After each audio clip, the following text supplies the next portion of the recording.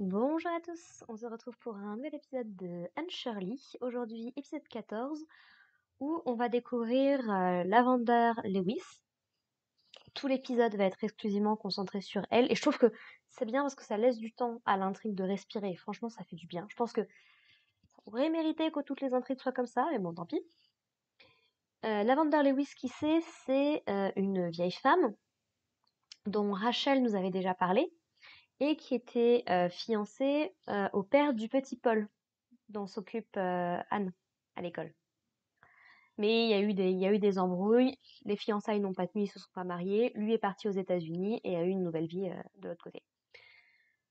Et en fait, donc dans cet épisode, Anne et Diana apparemment ont été invitées chez une amie, on ne sait pas exactement qui, et elles se sont visiblement perdues dans les bois, en plein brouillard. Bon, j'avoue que j'ai un petit peu déjà du mal à comprendre comment l'intrigue peut tenir, parce que vous avez grandi ici depuis toujours, vous devriez connaître cet endroit comme votre poche. Et je dis ça parce que ce sont spécifiquement des enfants qui passaient beaucoup de temps dehors.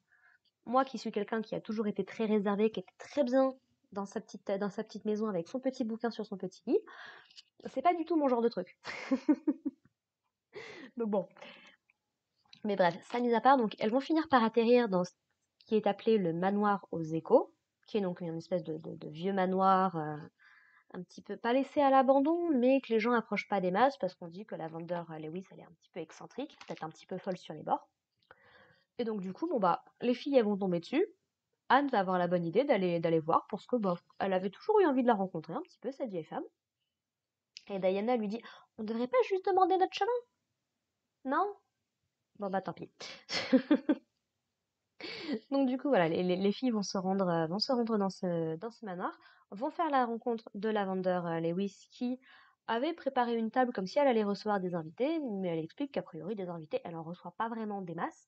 Donc c'était plus un petit peu comme si elle jouait à la dînette avec sa petite servante, donc une jeune fille, on précise pas son âge, mais on comprend dans l'épisode que vers ses 16-17 ans, elle va devoir quitter le manoir et probablement qu'une autre fille viendra la remplacer, qui s'appelle alors Charlotte numéro 4, mais qui s'appelle en vrai Léonora.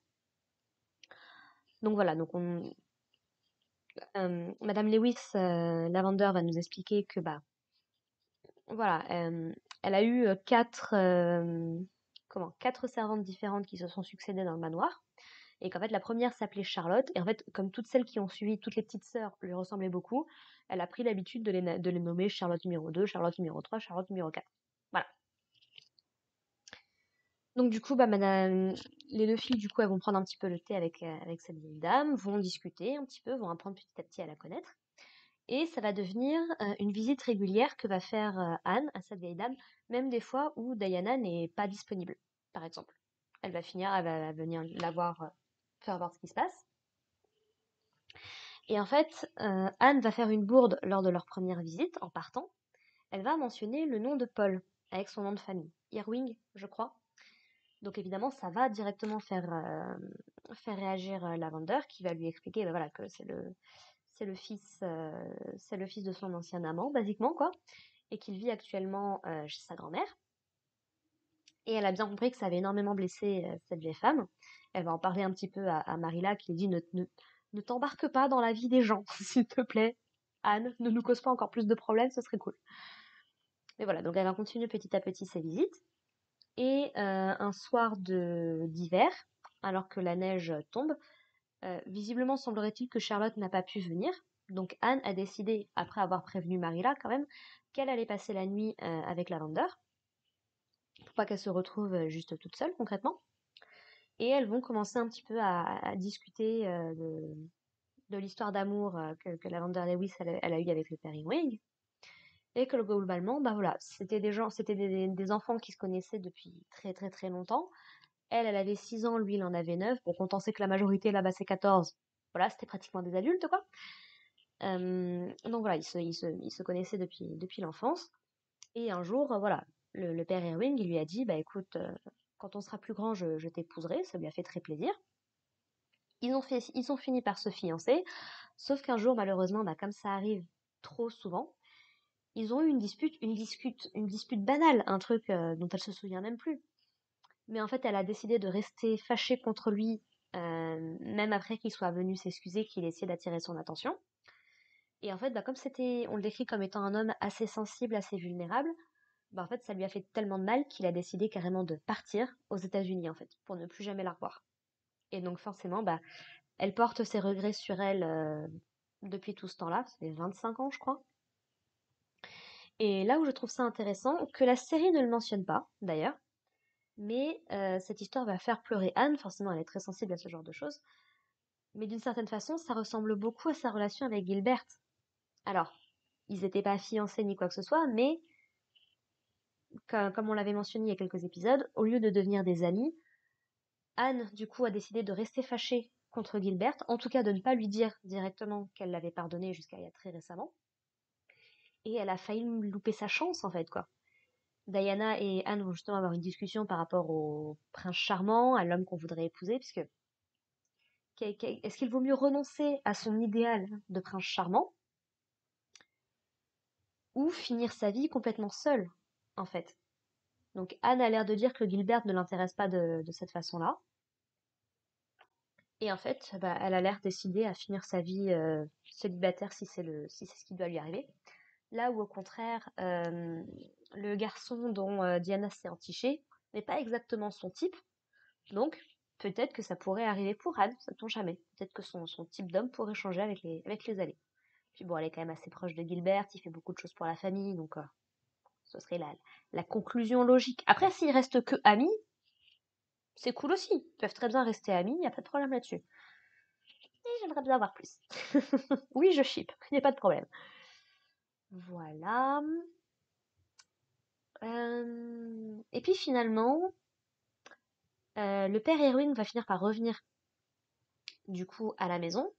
Ah oui, entre-temps, voyant bien que, que toute cette histoire touche beaucoup Madame Lewis, Anne va prendre la décision d'amener Paul jusqu'à cette dame sans rien lui dire. Et elle demande à Marilla, tu crois que j'ai bien fait et tout? C'est non, non, tu n'as pas bien fait en fait quoi. Le pauvre gosse, il a rien demandé. Alors tout se passe très bien, il s'entend très bien avec elle et tout, il y a pas de problème, mais il sent bien qu'elle le regarde d'une certaine façon, ce genre de choses. Et un enfant n'a pas à subir des erreurs des adultes, concrètement. Surtout venant d'une tierce personne qui n'a rien à voir avec cette histoire et que l'enfant a confiance, en fait.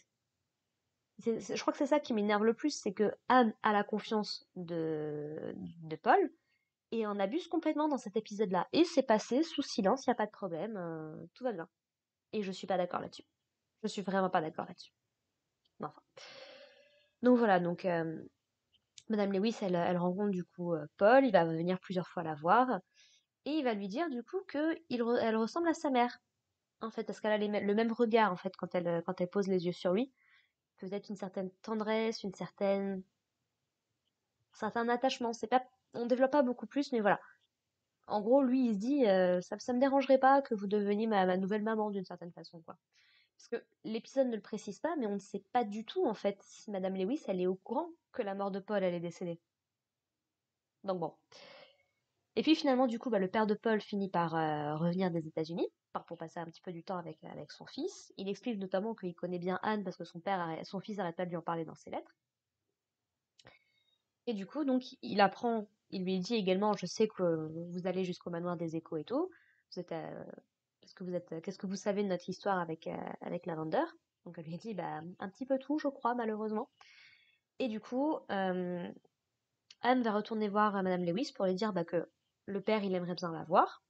Et elle se dit, écoute, je peux pas refuser, il veut me voir comme une vieille amie, let's go. Donc ils vont se revoir et clairement, c'est pas le coup de foudre immédiat entre eux, mais Anne suppute que lui n'a jamais cessé de l'aimer et que c'est réciproque. Donc peut-être, maintenant que la vie est passée, ils ont peut-être une seconde chance, peut-être que la vie leur offre ce cadeau-là, une deuxième chance. Et franchement, il serait idiot de pas en profiter. Donc ils vont discuter et l'épisode se termine plus ou moins en nous laissant entendre qu'un mariage aura lieu probablement avant la fin de l'année, quoi. Voilà. Donc ouais, non, franchement, c'était un très très beau épisode, que ce soit sur le temps qui passe, sur les erreurs qu'on regrette, sur l'héritage, sur plein de petits détails comme ça. Et ouais, non, franchement, c'était un très très bon épisode que j'ai beaucoup apprécié. Mais globalement, dans son ensemble, Anne Shirley est une série que j'aime beaucoup, dont j'attends rien de particulier sur la fin, puisque c'est une série de tranches de vie, et la série m'a rien promis pour l'instant d'exceptionnel. C'est pas comme un Kowloon, par exemple, Kowloon Generic Romance, qui avait tout un mystère à développer. C'est pas comme un The Two Perfect Scent, aussi, qui avait développé tout un univers et toute une thématique. Là où Black Butler, je savais où ça allait, donc je peux pas vraiment être déçue. Et puis, de toute façon, c'était un de mes arcs préférés, donc voilà. Mais voilà, Anne Shirley vit sa vie. Le seul truc que je lui reproche, c'est peut-être que ça va un peu vite, quoi. C'est ça qui est dommage. À croire qu'il y aura aucune série qui aura trouvé grâce parfaite à mes yeux. Même Black Butler, au niveau du problème de langue, il y a des trucs qui tiennent pas. Enfin, bref. Sur ce, bah écoutez, je vous propose qu'on se retrouve la semaine prochaine pour parler de l'épisode 15. Et puis bah en attendant, portez-vous bien. Allez, bye.